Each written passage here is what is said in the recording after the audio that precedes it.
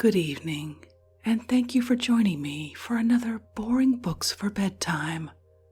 I hope tonight's selection provides all the boredom your busy brain needs to quiet down and let you get some sleep. So find a comfortable spot, adjust your volume, take a nice deep breath in, let it out slowly, and off we go. Before we begin, just a few quick things. First, I'd like to thank Deandra, Gwyneth, and Lady A from BPD Adventures for becoming the latest members of our Patreon family. Your support makes this podcast possible, and it's much appreciated. In case you haven't already heard the news, we're beginning a monthly raffle for everyone who supports this podcast through Patreon or through one-time tipping with no subscription required at buymeacoffee.com. This month's raffle prize is a print copy of one of your favorite books, the 1897 Sears catalog. If you thought the readings were weird, you have no idea what's in the covers of that book. As always, you'll find links to Patreon and Buy Me a Coffee in the show description, and I encourage you to check them out. Good luck to everyone who's in the raffle this month. And finally, I'd like to give a little shout out to a very special listener. Hello, Dana. I'm so glad you're here, and I hope you really enjoy this episode. So let's get to it. This evening, we're returning to a book that more than a few of you have written to tell me was one of your favorites. Farm Engines and How to Run Them, The Young Engineer's Guide. A simple, practical handbook for experts as well as for amateurs, fully describing every part of an engine and boiler, giving full directions for the safe and economical management of both. Also, several hundred questions and answers, often given in examinations for an engineer's license, and chapters on farm engine economy with special attention to traction and gasoline farm engines, and a chapter on the science of successful threshing by James H. Stevenson and other expert engineers, with numerous illustrations showing the different parts of a boiler and engine, and nearly every make of traction engine, with a brief description of the distinctive points in each make. Published by Frederick J. Drake & Co., Chicago, 1903. Let's pick up where we left off. Chapter 3. The Simple Engine. The engine is the part of a power plant which converts steam pressure into power in such form that it can do work. Properly speaking, the engine has nothing to do with generating steam. This is done exclusively in the boiler, which has already been described. The steam engine was invented by James Watt in England between 1765 and 1790. And he understood all the essential parts of the engine as now built. It was improved, however, by Seguin, Ericsson, Stephenson, Fulton, and many others. Let us first consider the steam cylinder, its parts and connections. The cylinder proper is constructed of a single piece of cast iron bored out smooth. The cylinder heads are the flat discs or caps bolted to the ends of the cylinder itself. Sometimes one cylinder head is cast in the same piece with the engine frame. The piston is a circular disc working back and forth in the cylinder. It is usually a hollow casting, and to make it fit the cylinder steam tight, it is supplied on its circumference with piston rings. These are made of slightly larger diameter than the piston and serve as springs against the sides of the cylinder. The follower plate and bolts Cover the piston rings on the piston head and hold them in place. The piston rod is of wrought iron or steel and is fitted firmly and rigidly into the piston at one end. It runs from the piston through one head of the cylinder, passing through a steam-tight stuffing box. One end of the piston rod is attached to the crosshead. The crosshead works between guides and has shoes above and below. It is practically a joint, necessary in converting straight back and forth motion into rotary. The crosshead itself works straight back and forth just as the piston does, which is fastened firmly to one end. At the other end is attached the connecting rod, which works on a bearing in the crosshead called the wrist pin or crosshead pin. The connecting rod is wrought iron or steel, working at one end on the bearing known as the wrist pin, and on the other on a bearing called the crank pin. The crank is a short lever which transmits the power from the connecting rod to the crankshaft. It may also be a disc, called the crank disc. Let us now return to the steam cylinder itself. The steam leaves the boiler through a pipe leading from the top of the steam dome and is let on or cut off by the throttle valve, which is usually opened and closed by some sort of lever handle. It passes on to the steam chest, usually a part of the same casting as the cylinder. It has a cover called the steam chest cover, which is securely bolted in place. The steam valve, usually spoken of simply as the valve, serves to admit the steam alternately to each end of the cylinder in such a manner that it works the piston back and forth. There are many kinds of valves, the simplest shown in the diagram above being the D valve. It slides back and forth on the bottom of the steam chest, which is called the valve seat, and alternately opens and closes the two steam ports, which are long, narrow passages through which the steam enters the cylinder, first through one port to one end, then through the other port to the other end. The exhaust steam also passes out at these same ports. The exhaust chamber in the type of engine now under consideration is an opening on the lower side of the valve and is always open into the exhaust port, which connects with the exhaust pipe, which finally discharges itself through the exhaust nozzle into the smokestack of a locomotive or traction engine, or in other types of engines, into the condenser. The valve is worked by the valve stem, which works through the valve stem stuffing box.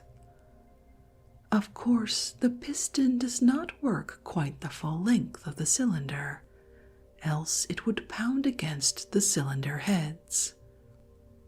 The clearance is the distance between the cylinder head at either end and the piston when the piston has reached the limit of its stroke in that direction. In most engines, the valve is so set that it opens a trifle just before the piston reaches the limit of its movement in either direction, thus letting some steam in before the piston is ready to move back. This opening, which usually amounts to 1/32 to 3/16 of an inch, is called the lead. The steam thus let in before the piston reaches the limit of its stroke forms a cushion and helps the piston to reverse its motion without any jar in an easy and silent manner. Of course, the cushion must be as slight as possible and serve its purpose, else it will tend to stop the engine and result in loss of energy. Some engines have no lead. Setting a valve is adjusting it on its seat so that the lead will be equal at both ends and sufficient for the needs of the engine. By shortening the movement of the valve back and forth, the lead can be increased or diminished.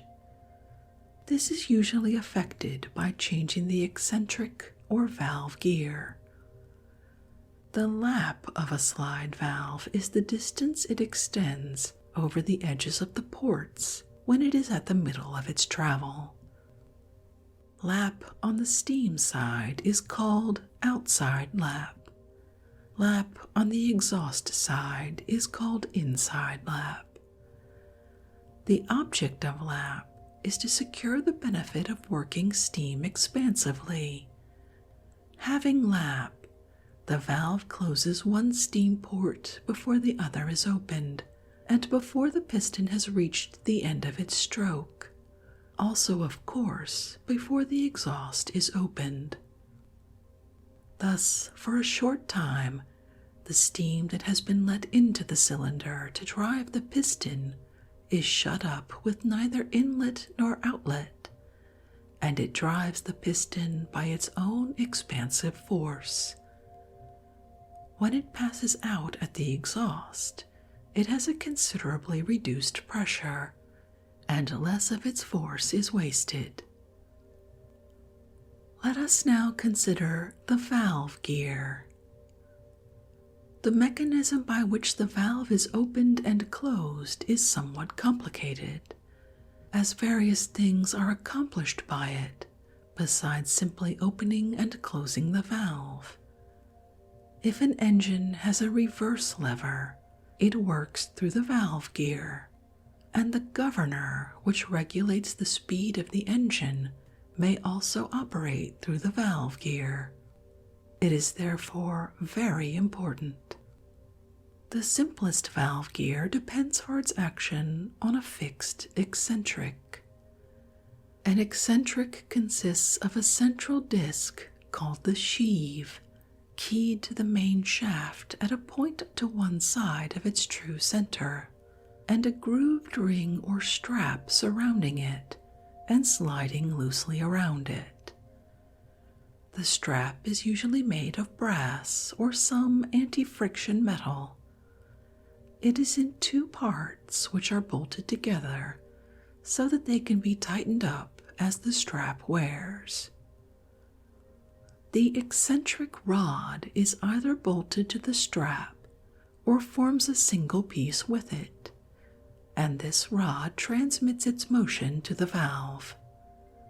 It will be seen, therefore, that the eccentric is nothing more than a sort of disc crank, which, however, does not need to be attached to the end of a shaft in the manner of an ordinary crank. The distance between the center of the eccentric sheave and the center of the shaft is called the throw of the eccentric, or the eccentricity. The eccentric usually conveys its force through a connecting rod to the valve stem, which moves the valve. The first modification of the simple eccentric valve gear is the reversing gear. It is very desirable to control the movement of the steam valve so that, if desired, the engine may be run in the opposite direction, or the steam force may be brought to bear to stop the engine quickly, or the travel of the valve regulated so that it will let into the cylinder only as much steam as is needed to run the engine when the load is light and the steam pressure in the boiler high. There is a great variety of reversing gears, but we will consider one of the commonest and simplest first. If the eccentric sheave could be slipped around on the shaft to a position opposite to that in which it was keyed to shaft in its ordinary motion, the motion of the valve would be reversed, and it would let steam in front of the advancing end of the piston, which would check its movement and start it in the opposite direction. The link gear, invented by Stephenson, accomplishes this in a natural and easy manner. There are two eccentrics placed just opposite to each other on the crankshaft, their connecting rods terminating in what is called a link, through which motion is communicated to the valve stem. The link is a curved slide, one eccentric being connected to one end, the other eccentric to the other end, and the link block, through which motion is conveyed to the valve, slides freely from one end to the other. Lower the link so that the block is opposite the end of the first rod, and the valve will be moved by the corresponding eccentric. Raise the link so that the block is opposite the end of the other rod, and the valve will be moved by the other eccentric. In the middle there would be a dead center, and if the block stopped here, the valve would not move at all. At any intermediate point, the travel of the valve would be correspondingly shortened. Such is the theoretical effect of a perfect link, but the dead center is not absolute, and the motion of the link is varied by the point at which the rod is attached, which lifts and lowers it, and also by the length of this rod. In full gear, the block is not allowed to come quite to the end of the link, and this surplus distance is called the clearance. The radius of a link is the distance from the center of the driving shaft to the center of the link, and the curve of the link is that of a circle with that radius. The length of the radius may vary considerably, but the point of suspension is important. If a link is suspended by its center, it will certainly cut off steam sooner in the front stroke than in the back. Usually it is suspended from that point, which is most used in running the engine. The Wolf reversing gear employs but one eccentric, to the strap of which is cast an arm having a block pivoted at its end. This block slides in a pivoted guide, the angle of which is controlled by the reverse lever. To the eccentric arm is attached the eccentric rod, which transmits the motion to the valve rod through a rocker arm on simple engines, and through a slide as shown in the cut above on compound engines. The Meyer valve gear does not actually reverse an engine, but controls the admission of steam by means of an additional valve riding on the back of the main valve and controlling the cutoff. The main valve is like an ordinary D valve, except that the steam is not admitted around the ends, but through ports running through the valve, these ports being partially opened or closed by the motion of the riding valve, which is controlled by a separate eccentric. If this riding valve is connected with a governor, it will regulate the speed of an engine, and by the addition of a link, the gear may be made reversible. The chief objection to it is the excessive friction of the valves on their seats. A governor is a mechanism by which the supply of steam to the cylinder is regulated by revolving balls or the like, which runs faster or slower as the speed of the engine increases or diminishes. Thus, the speed of an engine is regulated to varying loads and conditions.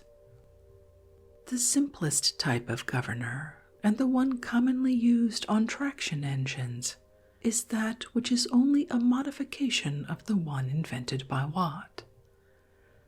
Two balls revolve around a spindle in such a way as to rise when the speed of the engine is high and fall when it is low, and in rising and falling they open and close a valve similar to the throttle valve.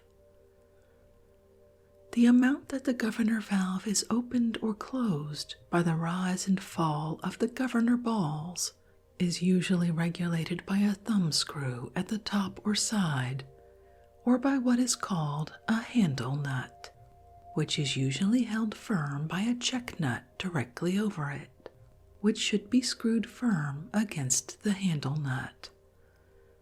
Motion is conveyed to the governor balls by a belt and a band wheel working on a mechanism of metered cogs. There is considerable friction about a governor of this type, and much energy is wasted by keeping it going. The valve stem or spindle passes through a steam-tight stuffing box, where it is liable to stick if the packing is too tight.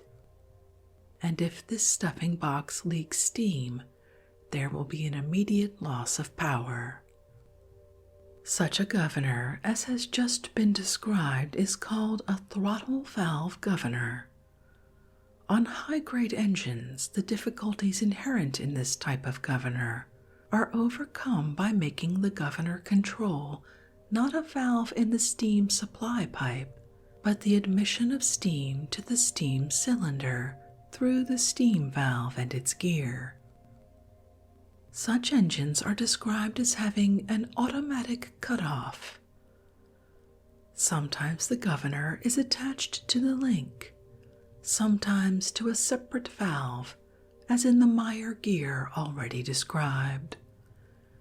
Usually the governor is attached to the flywheel, and consequently governors of this type are called flywheel governors. An automatic cutoff governor is from 15% to 20% more effective than a throttle valve governor. We have already seen how the piston conveys its power through the piston rod, the crosshead, and the connecting rod to the crank pin and crank, and hence to the shaft. The key, jib, and strap are the effective means by which the connecting rod is attached, first to the wrist pin in the crosshead, and secondly to the crank pin on the crank. The strap is usually made of 2 or 3 pieces of wrought iron or steel bolted together so as to hold the brasses, which are in 2 parts and loosely surround the pin. The brasses do not quite meet, and as they wear may be tightened up. This is effected by the jib, back of which is the key, which is commonly a wedge which may be driven in, or a screw which presses on the back of the jib, which in turn forces together the brasses. And thus the length of the piston gear is kept uniform in spite of the wear, becoming neither shorter nor longer. When the brasses are so worn that they have been forced together, they must be taken out and filed equally on all 4 of the meeting ends, and shims or thin pieces of sheet iron or the like placed back of them to equalize the wear and prevent the piston gear from being shortened or otherwise altered. The crank is a simple lever attached to the shaft by which the shaft is rotated. There are 2 types of crank in common use: the side crank, which works by what is virtually a bend in the shaft, and what is called the disc crank, a variation of the side crank, in which the power is applied to the circumference of a disc inserted to the end of the lever arm. The boss of a crank is that part which surrounds the shaft and butts against the main bearing, and is usually about twice the diameter of the crankshaft journal. The web of the crank is the portion between the shaft and the pin. To secure noiseless running, the crank pin should be turned with great exactness and should be set exactly parallel with the direction of the shaft. When the pressure on the pin or any bearing is over 800 pounds per square inch, oil is no longer able to lubricate it properly.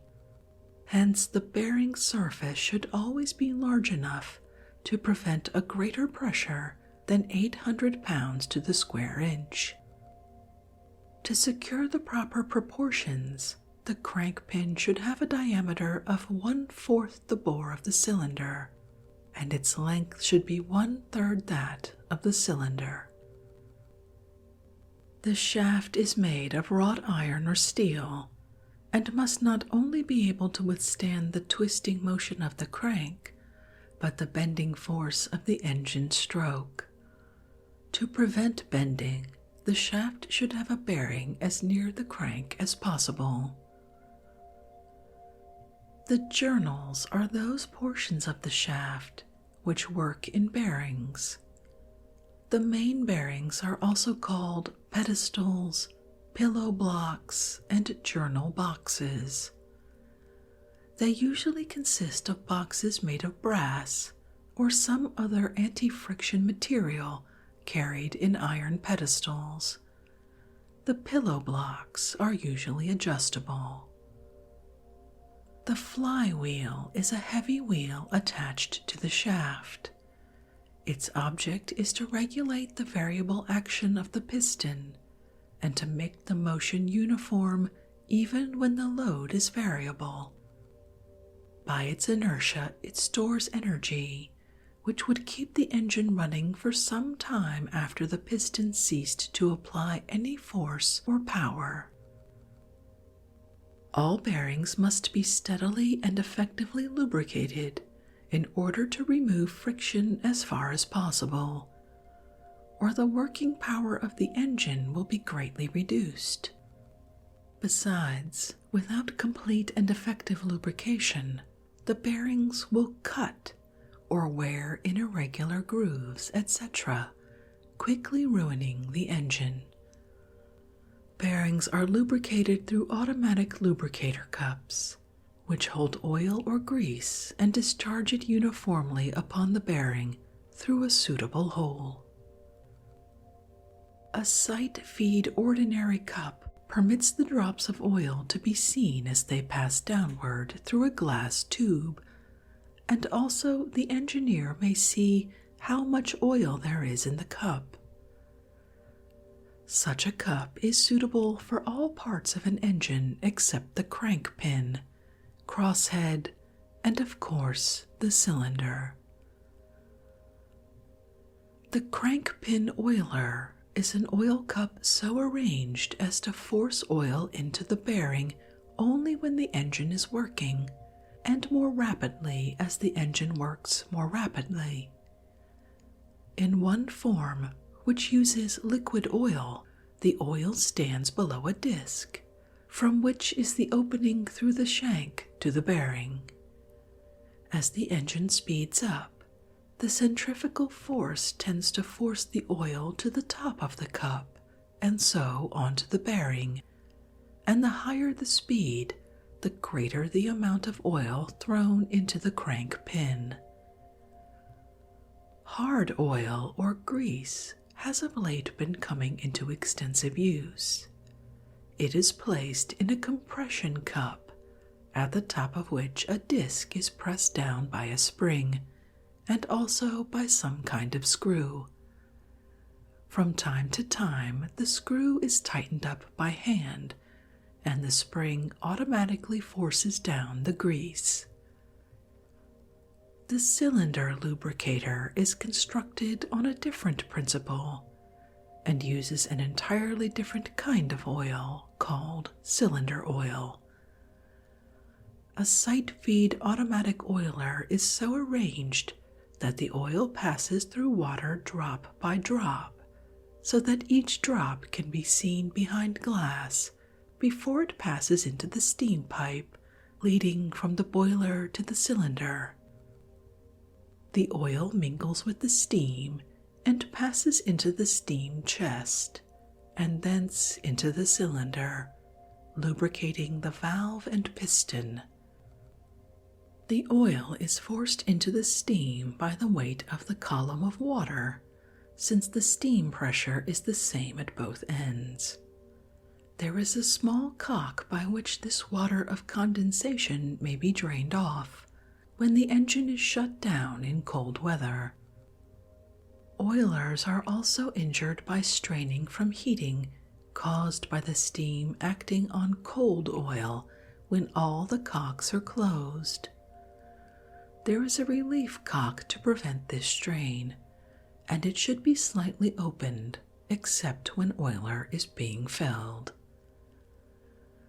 There are a number of different types of oilers, with their cocks arranged in different ways, but the manufacturer always gives diagrams and instructions fully explaining the working of the oiler. Oil pumps serving the same purpose are now often used. The gearing by which the traction wheels of a traction engine are made to drive the engine is an important item. Of course, it is desirable to apply the power of the engine to both traction wheels. Yet if both hind wheels were geared stiff, the engine could not turn from a straight line, since in turning one wheel must move faster than the other. The differential or compensating gear is a device to leave both wheels free to move one ahead of the other if occasion requires. The principle is much the same as in case of a ratchet on a geared wheel, if power were applied to the ratchet to make the wheel turn. If for any reason the wheel had a tendency of its own to turn faster than the ratchet forced it, it would be free to do so. When corners are turned, the power is applied to one wheel only, and the other wheel is permitted to move faster or slower than the wheel to which the gearing applies the power. There are several forms of differential gears, differing largely as to combination of spur or bevel cogs. One of the best known uses 4 little beveled pinions, which are placed in the main driving wheel as shown in the illustration. Beveled cogs work into these on either side of the main wheel. If one traction wheel moves faster than the other, these pinions move around and adjust the gears on either side.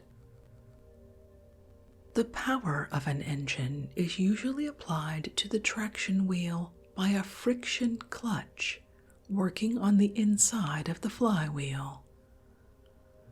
The traction wheels are the 2 large broad-rimmed hind wheels and are provided with projections to give them a firm footing on the road. Traction engines are also provided with mud shoes and wheel cleaning devices for mud and snow. The fusible plug is a simple screw plug, the center of which is bored out and subsequently filled with some other metal that will melt at a lower temperature than steel or iron. This plug is placed in the crown sheet of a locomotive boiler as a precaution for safety. Should the crown sheet become free of water when the fire is very hot, the soft metal in the fusible plug would melt and run out, and the overheated steam would escape into the firebox, putting out the fire and giving the boiler relief so that an explosion would be avoided. In some states, a fusible plug is required by law, and one is found in nearly every boiler which has a crown sheet. Return flue boilers, and others which do not have crown sheets, as, for example, the vertical, do not have fusible plugs. To be of value, a fusible plug should be renewed or changed once a month. Any arrangement to make a steam-tight joint about a moving rod, such as a piston rod or steam valve rod, would be called a stuffing box. Usually, the stuffing box gives free play to a piston rod or valve rod without allowing any steam to escape. A stuffing box is also used on a pump piston sometimes, or a compressed air piston. In all these cases, it consists of an annular space around the moving rod, which can be partly filled by some pliable elastic material such as hemp, cotton, rubber, or the like, and this filling is held in place and made tighter or looser by what is called a gland, which is forced into the partly filled box by screwing up a cap on the outside of the cylinder. Stuffing boxes must be repacked occasionally, since the packing material will get hard and dead, and will either leak steam or cut the rod. Cylinder cocks are for the purpose of drawing the water formed by condensation of steam out of the cylinder. They should be opened whenever the engine is stopped or started, and should be left open when the engine is shut down, especially in cold weather, to prevent freezing of water and consequent damage. Attention to these cocks is very important. These are small cocks arranged about the pump and at other places for the purpose of testing the inside action. By them, it is possible to see if the pump is working properly, etc. The steam indicator is an instrument that can be attached to either end of a steam cylinder and will indicate the character of the steam pressure during the entire stroke of the piston. It shows clearly whether the lead is right, how much cushion there is, etc. It is very important in studying the economical use and distribution of steam, expansive force of steam, etc. The following list of brasses, etc., which are packed with the case traction engine, will be useful for reference in connection with any similar traction engine and boiler. The young engineer should rapidly run over every new engine and locate each of these parts, which will be differently placed on different engines. 1 steam gauge with siphon, 1 safety valve, 1 large lubricator, 1 small lubricator for the pump, 1 glass water gauge complete with glass and rods, 2 gauge cocks, 1 whistle, 1 injector complete, 1 globe valve for blow-off, 1 compression grease cup for the crosshead, 1 grease cup for crank pin, 1 oiler for reverse block, 1 glass oiler for guides, 1 small oiler for eccentric rod, 1 cylinder cock, as one is left in place, 2 stopcocks to drain the heater, 1 stopcock for hose coupling on the pump, 1 bib nose cock for the pump, 1 petcock for throttle, 2 petcocks for steam cylinder of the pump, 1 petcock for water cylinder of the pump, 1 petcock for feed pipe from the pump, 1 petcock for feed pipe from the injector, 1 governor belt, 1 flue cleaner, 15 feet of 1-inch suction hose, 5 feet of sprinkling hose, 1 strainer for suction hose, 1 strainer for funnel, 4 feet 6 inches of inch hose for injector, 5 feet 6 inches of inch hose for pump, 2 nipples 3/4 by 2 1/2 inches for hose, 2 3/4 inch hose clamps, 2 1/2 inch hose strainers. Test questions on boiler and engine. How is the modern stationary fire flue boiler arranged? How does the locomotive type of boiler differ? What is a return flue boiler? What is a water tube boiler, and how does it differ from a fire flue tubular boiler? What is a vertical boiler, and what are its advantages? What is the shell? What are the boiler heads? What are the tube sheets? What is the firebox? What is the water leg? What is the crown sheet? Where is the smoke box located? What is the steam dome intended for? What is the mud drum for? What are manholes and handholes for? What is a boiler jacket? What is a steam jacket? Where is the ash pit? What are dead plates? How is grate surface measured? What is forced draft? How is heating surface measured? What is steam space? What is water space? What is a diaphragm plate? What is the first duty of an engineer in taking charge of a new boiler? What are the water gauge and tricocks for, and how are they placed?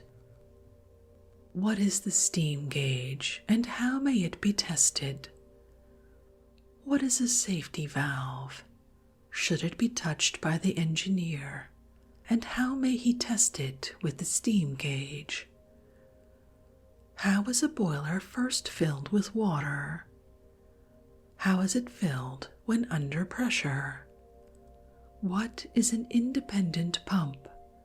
What is a crosshead pump? What is a check valve, and what is its use, and where is it located? What is a heater, and how does it work? What is an injector, and what is the principle of its operation? Where are the blow-off cocks located, and how should they be used? In what cases should spark arrestor be used? Who invented the steam engine and when?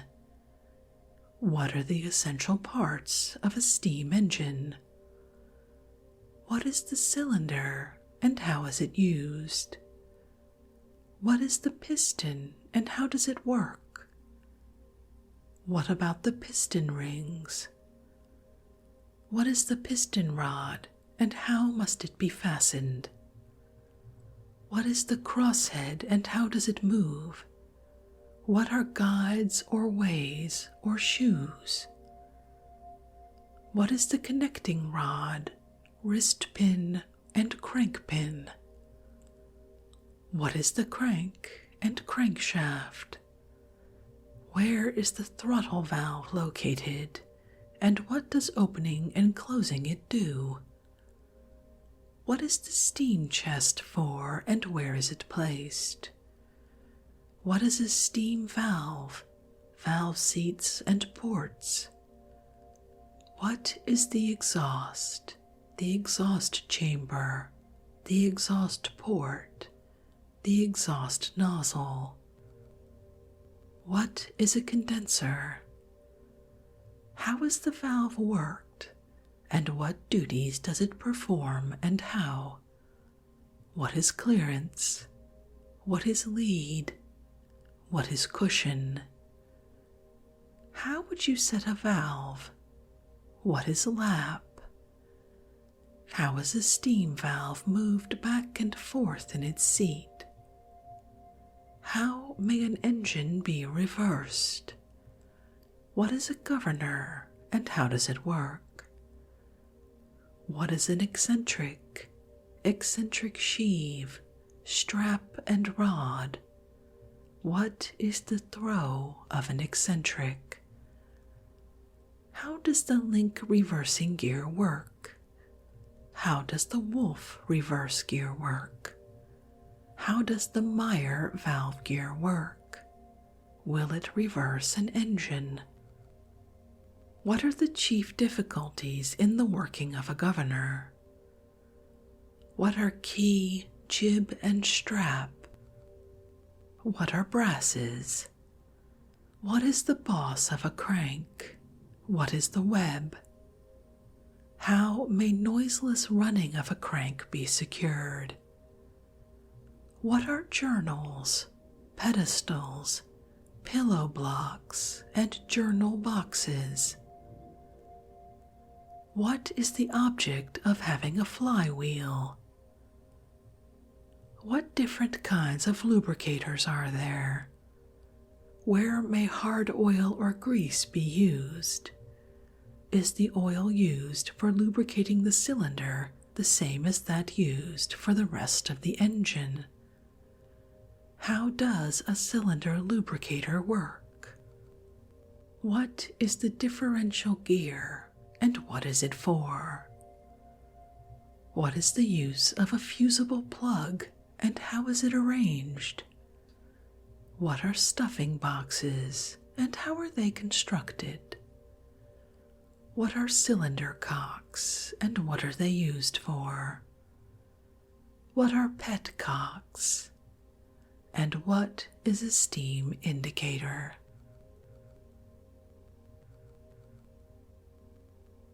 And with that very lengthy list of study questions, I think that's as good a place as any to end this evening's reading from Farm Engines and How to Run Them, The Young Engineer's Guide by James H. Stevenson and other expert engineers.